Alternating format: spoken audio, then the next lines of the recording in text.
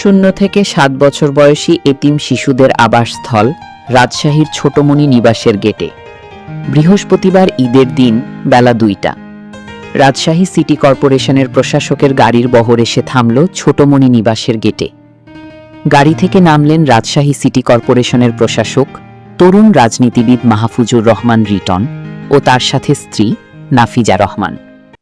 প্রশাসকের সঙ্গীদের হাতে ও কাঁধে বাড়ি থেকে রান্না করা খাবার ও ফলের পসরা।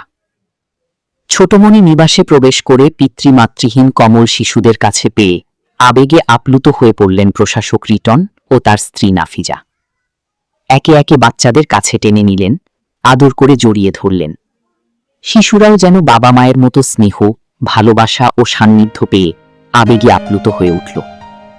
প্রশাসকের সঙ্গে আনা পোলাও, মাংস, ফিরনি সহ নানা ধরনের খাবার নিজদের হাতে পরম স্নেহে শিশুদের খাওয়ালেন প্রশাসক ও তার স্ত্রী। খাওয়া দাওয়ার পর শিশুদের হাতে ঈদের পোশাক তুলে দিলেন।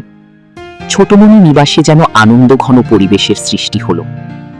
বাচ্চাদের সবার ঘরে গিয়ে দেখা মেলে পিতামাতাহীন 2 মাসের শিশুর সাথে।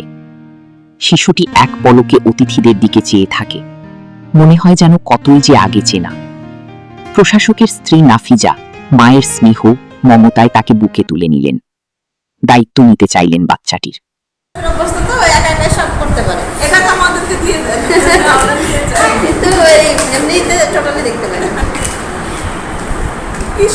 আবেগঘন সেই বিশেষ মুহূর্ত উপস্থিত সকলের মন ছুঁয়ে যায়।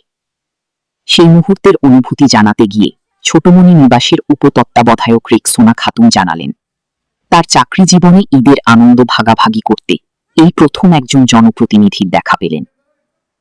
কয়েক ঘণ্টার এই স্মৃতি প্রশাসকের পরিবার ও ছোট শিশুদের মধ্যে মেরুবন্ধনে আবদ্ধ করল। ছোট শিশুরা এই দম্পতিকে আবারও আসার জন্য বললে তারাও মাথা নেড়ে সম্মতি দিলেন।